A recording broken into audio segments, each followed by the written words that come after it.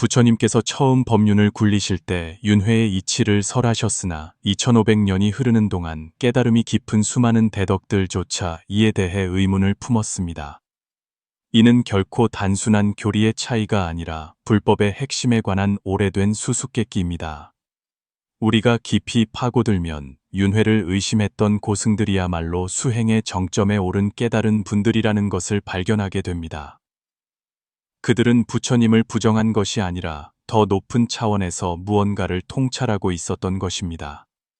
1000년을 넘어선 이 논쟁의 배후에는 과연 어떠한 수행의 비밀이 숨겨져 있는 것일까요?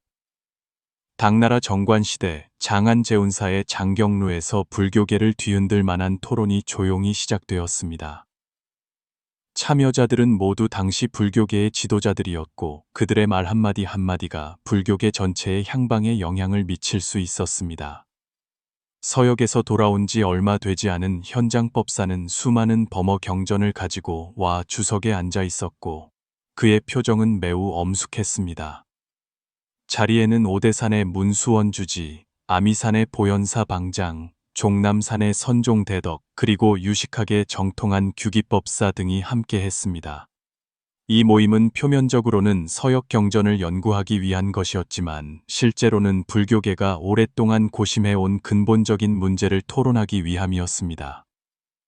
여러 법사님들께서 멀리서 와주시니 소승은 깊이 영광으로 생각합니다. 현장법사가 천천히 입을 열었습니다. 오늘 논하려는 바는 매우 중대한 일입니다. 근래에 적지 않은 수행자들이 윤회설에 대해 혼란을 느끼고 심지어 이로 인해 도심에서 물러나는 이들까지 있으니 우리가 이 문제를 명확히 할 필요가 있습니다. 오대산의 지장법사가 먼저 발언했습니다. 현장법사님의 말씀이 지극히 옳습니다. 소승의 문해 한 제자가 있는데 20년을 수행하여 선정 공부가 깊습니다. 며칠 전 그가 제게 와서 묻더군요. 스승님, 부처님께서 재법무하라 하셨는데 그렇다면 대체 무엇이 육도를 떠도는 것입니까? 소승은 순간 아무 말도 할 수 없었습니다. 그 질문은 새로운 것이 아닙니다. 아미산의 보조법사가 말을 이었습니다. 일찍이 용수보살 시대에도 누군가 제기한 바 있습니다. 중론에 이르기를 생겨나는 것도 아니요 사라지는 것도 아니며 영원한 것도 아니요 끊어지는 것도 아니다 하였으니 모든 법이 본래 생멸하지 않는다면 윤회는 또 어떻게 성립될 수 있겠습니까? 종남산의 선종 대덕 해원선사는 줄곧 눈을 감고 명상에 잠겨 있다가 이때 눈을 떴습니다. 여러분께서는 모두 교리를 말씀하고 계십니다. 소승은 더 직접적인 질문을 하나 하고 싶습니다. 이 자리에 계신 분들은 모두 오랜 세월 수행하신 대덕들이신데 자신의 전생을 확실히 말할 수 있는 분이 계십니까? 이 말이 나오자 모두가 침묵했습니다. 실제로 경전에는 수많은 숙명통의 사례가 기록되어 있지만 진정으로 전생을 기억할 수 있는 사람은 극히 드물었습니다. 규기법사가 잠시 생각에 잠긴 후 말했습니다. 유식종의 관점에 따르면 아뢰야식이 윤회의 주체로서 존재합니다. 이 식은 모든 종자를 머금고 있으며 업력에 따라 육도를 유전합니다. 아뢰야식 자체도 찰나 생멸하는 것이 아닙니까? 지장법사가 즉시 반박했습니다. 찰나에 생기고 사라진다면 어떻게 윤회의 주체가 될 수 있겠습니까? 게다가 만약 정말로 항상 불변하는 식이 윤회한다면 이는 외도에서 말하는 신화와 무슨 차이가 있겠습니까? 논쟁은 점차 백열화되었습니다. 어떤 이는 경전을 인용하고 어떤 이는 이치로 추론하며 각자의 주장을 굽히지 않아 우열을 가리기 어려웠습니다. 현장 법사는 줄곧 조용히 듣고만 있다가 모두가 의견을 발표한 후에야 천천히 말했습니다. 여러분들의 혼란은 바로 소승이 인도에서 법을 구할 때 겪었던 것입니다. 나란다 사원의 개현 논사께서 제게 해주신 말씀이 있는데 지금까지도 기억이 생생합니다. 모두가 즉시 조용해지며 현장 법사의 다음 말을 기다렸습니다. 개현 논사께서 말씀하시길 윤회는 큰 꿈과 같아서 꿈속의 사람은 꿈인 줄 모르기에 그것을 현실이라 여긴다.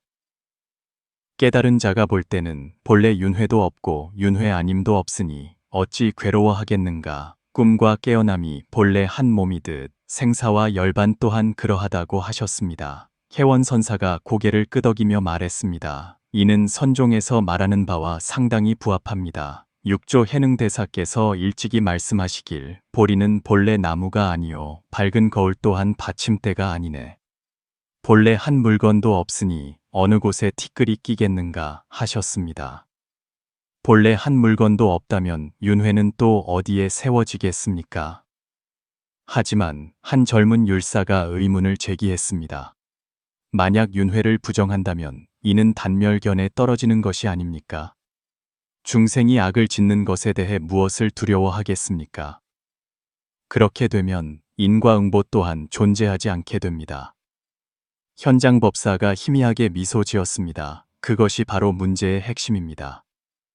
부처님께서 설법하실 때는 요이설과 불요이설의 구분이 있습니다.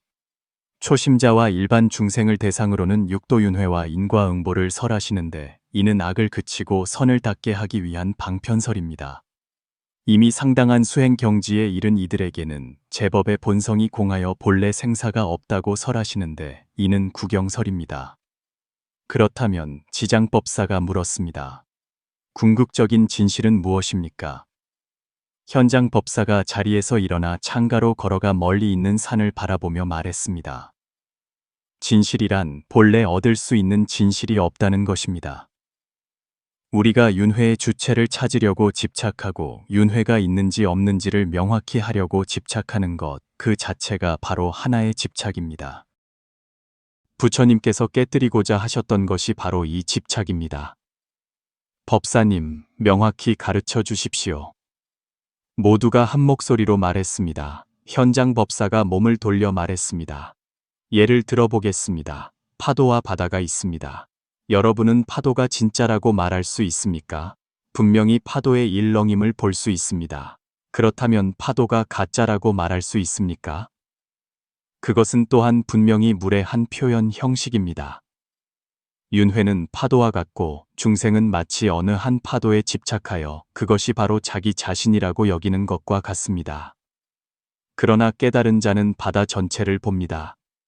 파도는 단지 바다의 일시적인 현상일 뿐이며 본질적으로 파도가 바로 바닷물이요 바닷물이 바로 파도임을 압니다. 둘이면서 둘이 아니고 하나이면서 하나가 아닙니다.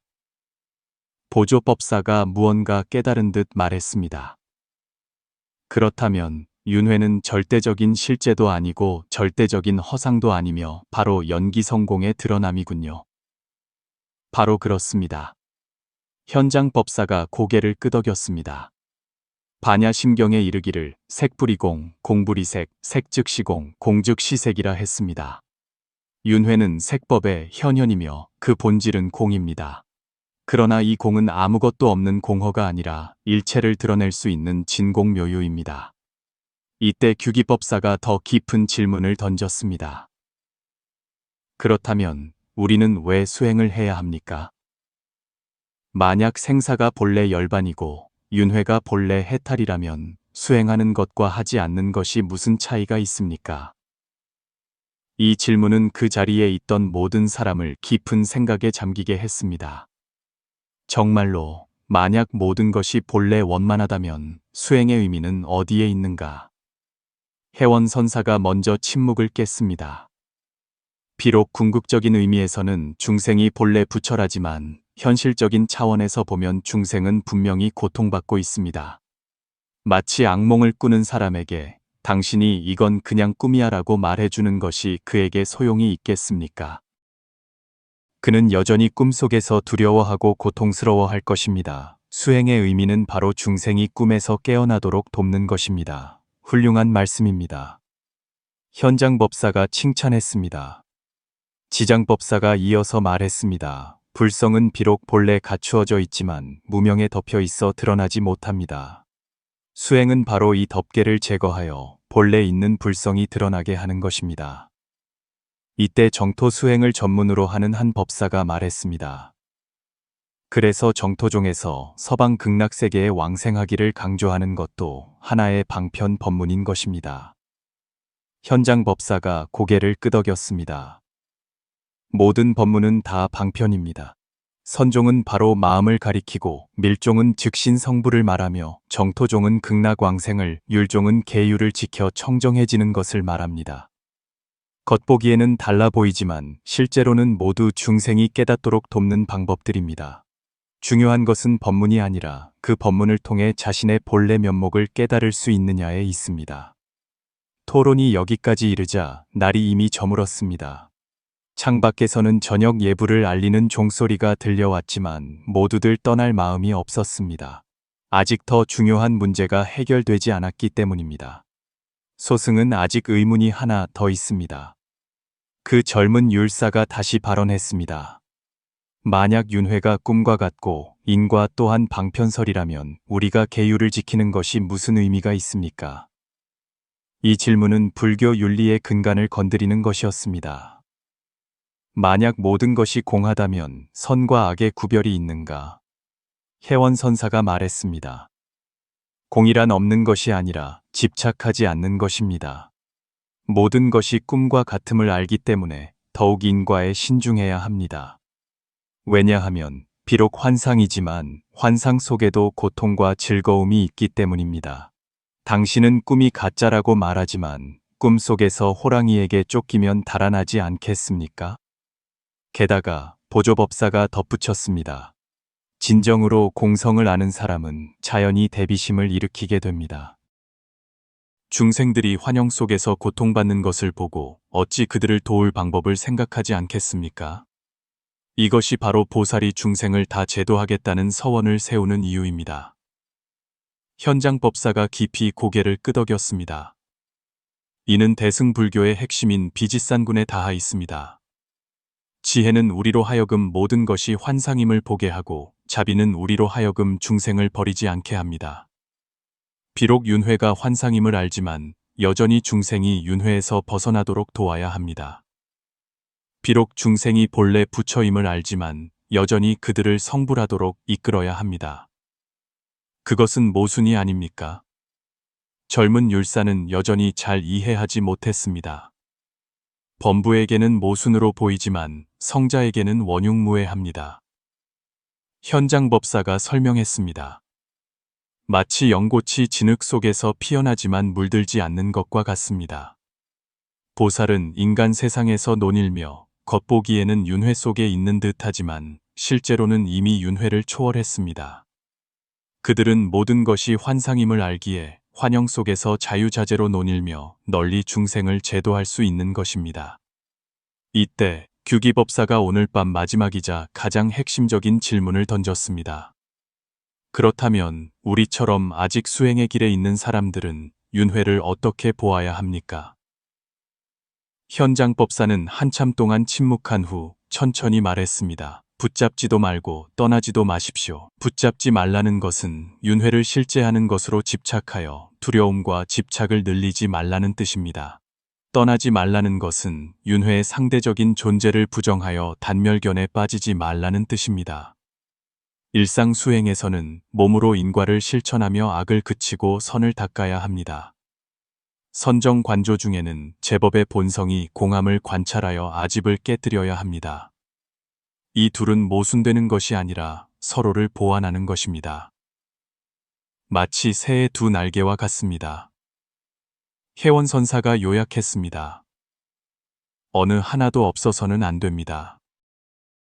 오직 개정해를 함께 닦아야만 진정으로 해탈로 나아갈 수 있습니다. 밤은 깊었지만 이 토론은 모든 이에게 깊은 깨우침을 주었습니다. 헤어지기 전 현장법사는 이번 모임에 완벽한 결론이 된 한마디 말을 남겼습니다. 여러 법사님들, 오늘 밤 우리가 토론한 문제는 단지 교리의 논쟁이 아니라 모든 수행자의 생사에 관한 중대한 일입니다. 윤회의 진실은 논쟁으로 이해할 수 있는 것이 아니라 오직 실제 수행과 증득을 통해 체득할 수 있는 것입니다. 당신이 진정으로 깨닫는 그 순간 당신은 발견하게 될 것입니다. 원래 비밀 같은 것은 없었고 모든 답은 당신의 마음속에 있었으며 단 한 번도 떠난 적이 없었다는 것을. 사람들이 흩어진 후 현장법사는 홀로 장경루에 남았습니다.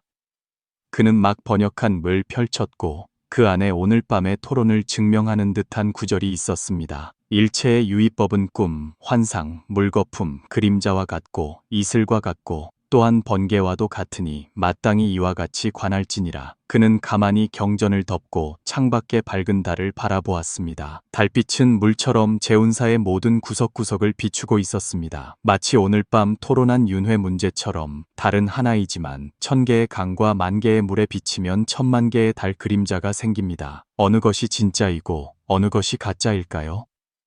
어쩌면 이 질문 자체가 하나의 함정일지도 모릅니다. 진정한 지혜는 하나의 표준 답안을 찾는 것이 아니라 문제 자체를 초월하는 것입니다. 마치 육조 해능 대사가 말했듯이 본래 한 물건도 없는데 어느 곳에 티끌이 끼겠는가. 우리가 아직 윤회가 있는지 없는지를 논쟁하고 있을 때 이미 이원적 대립의 사유방식에 빠져 있는 것입니다. 그리고 부처님께서 우리에게 가르치고자 하셨던 것은 바로 이러한 대립을 초월하여 불의의 경지에 도달하는 것이었습니다. 다음 날 이른 아침 첫 햇살이 장경루에 비쳐들었을 때 현장법사는 이미 새로운 하루의 경전 번역 작업을 시작하고 있었습니다. 어젯밤의 토론은 비록 심오했지만 그에게는 이 지혜를 어떻게 더 많은 사람에게 전달할지가 더 중요했습니다. 결국 불법의 가치는 심오한 이론에 있는 것이 아니라 중생이 진정으로 고통에서 벗어나 즐거움을 얻도록 도울 수 있는지에 있기 때문입니다. 그 후 며칠 동안 토론에 참여했던 법사들은 각자 자신의 사원으로 돌아가 이번 토론의 정수를 제자들에게 전수했습니다. 흥미롭게도 비록 그들이 윤회에 대한 이해가 저마다 조금씩 달랐지만 실제 수행을 지도할 때는 모두 약속이나 한듯이 한 가지를 강조했습니다. 개념에 집착하지 말고 실제 수행을 통해 진리를 체득하라는 것이었습니다. 그중 지장법사는 오대산으로 돌아간 후 전문적으로 선수행반을 열어 제자들에게 자신의 마음을 관찰하도록 가르쳤습니다. 그는 늘 말했습니다. 무엇이 윤회하는지를 묻기보다 지금 마음을 일으키고 생각을 움직이는 것이 누구인지를 스스로에게 물어보라. 이러한 직지인심의 방법을 통해 적지 않은 제자들이 깨달음을 얻었습니다. 보조법사는 아미산에서 직관상수를 널리 알렸습니다. 그는 오직 선정과 지혜를 함께 닦아야만 윤회의 실상을 진정으로 꿰뚫어 볼 수 있다고 생각했습니다. 그는 자주 비유를 들었습니다. 수면이 흔들릴 때는 물에 비친 그림자를 명확히 볼 수 없듯이 마음이 산란할 때도 진실을 볼 수 없다. 오직 마음이 고요한 물과 같아졌을 때 비로소 본래 면목을 비추어 볼 수 있다. 해원선사의 방법은 가장 직접적이었습니다. 그는 종종 선당에서 큰 소리로 외쳤습니다. 윤회한다고 말하는 놈이 누구냐? 그러면 종종 제자들이 그 순간 무언가 깨닫곤 했습니다. 그는 강조했습니다. 윤회니 윤회가 아니니 하는 것은 모두 개념일 뿐이다. 진정한 해탈은 모든 개념의 속박을 초월하는 것이다. 규기법사는 유식학의 각도에서 마음과 식의 작용 과정을 상세히 분석했습니다. 그는 우리가 평소에 나라고 여기는 것은 사실 수많은 심식 활동의 집합체일 뿐 고정불변의 주체는 없다고 지적했습니다. 이 점을 이해하면 윤회에 대한 집착은 자연히 줄어들게 됩니다. 이러한 다양한 교수법은 겉보기에는 각기 다르지만 실제로는 모두 같은 목표를 향하고 있었습니다. 수행자가 마음의 본성을 깨닫도록 돕는 것이었습니다. 현장법사가 말했듯이 방법은 다를 수 있지만 목적은 같습니다. 시간은 흘러 어느덧 몇 달이 지났습니다. 장안성 안에 현장법사가 강설을 시작할 준비를 한다는 소식이 퍼졌습니다. 소식이 전해지자 각지의 승려들이 앞다투어 모여들었고 출가자뿐만 아니라 수많은 제가 신도들도 서역에서 경전을 가져온 고승이 반야의 지혜를 어떻게 설명하는지 듣고 싶어 했습니다. 강설 첫날 재운사의 대웅보전은 빈자리가 없었습니다. 현장법사는 법상에 오른 후 바로 강설을 시작하지 않고 대중에게 질문을 하나 던졌습니다. 여러분은 이곳에 경을 들으러 왔는데 듣고 있는 자는 누구입니까? 이 질문에 많은 사람들이 멍해졌습니다. 그렇다. 내가 듣고 있다고 말하는데 나는 또 무엇인가?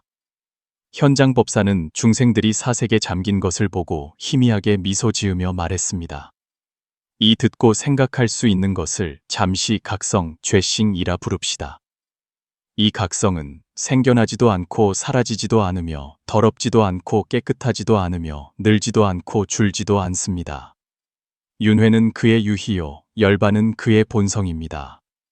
이 점을 이해하고 다시 을 읽으면 다른 체험을 하게 될 것입니다.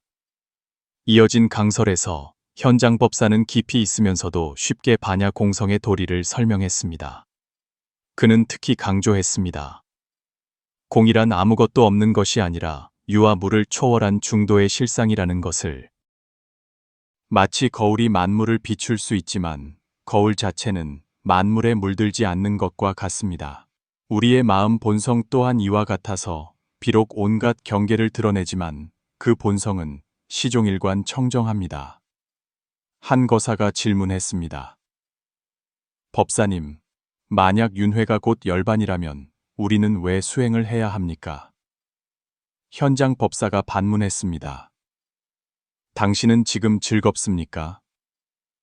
거사는 잠시 생각하더니 답했습니다. 때로는 즐겁고 때로는 고통스럽습니다. 그것이 바로 이유입니다. 현장 법사가 말했습니다. 비록 궁극적인 관점에서는 윤회가 곧 열반이지만 당신은 지금 열반의 안락을 체험하지 못하고 여전히 윤회의 고통바다에서 헤매고 있습니다. 수행의 목적은 당신이 이 도리를 진정으로 체증하게 하는 것이지 단지 이론적인 이해에 그치게 하는 것이 아닙니다. 또 어떤 이가 물었습니다. 그렇다면 언제까지 수행해야 해탈할 수 있습니까? 현장 법사가 하하 웃으며 말했습니다. 해탈은 미래에 있는 것이 아니라 바로 지금 이 순간에 있습니다. 당신이 진정으로 해탈에 대한 집착을 내려놓을 때 해탈은 바로 앞에 나타납니다. 문제는 당신이 내려놓을 수 있느냐는 것입니다. 이러한 문답은 여러 날 동안 계속되었습니다. 매번 현장 법사는 간단한 언어로 심오한 도리를 설명할 수 있었습니다. 점차 청중들은 깨닫기 시작했습니다. 불법이란 저 높은 곳에 있는 이론이 아니라 모든 사람의 삶과 밀접하게 관련된 지혜라는 것을. 어느 날, 한 젊은 학자가 찾아왔습니다. 그는 수많은 책을 읽어 불교의 교리에도 상당한 연구가 있었습니다. 그가 현장법사에게 물었습니다. 대사님, 저는 많은 경전을 읽어 도리는 모두 압니다만 왜 여전히 번뇌가 이렇게 많습니까? 현장법사는 직접 대답하지 않고 찻잔을 들어 올리며 물었습니다. 이것이 무엇입니까? 찻잔입니다. 학자가 대답했습니다. 현장법사가 찬물을 잔에 따랐습니다. 지금은 어떻습니까? 여전히 찻잔입니다. 현장법사가 찬물을 따라 버렸습니다. 지금은 어떻습니까?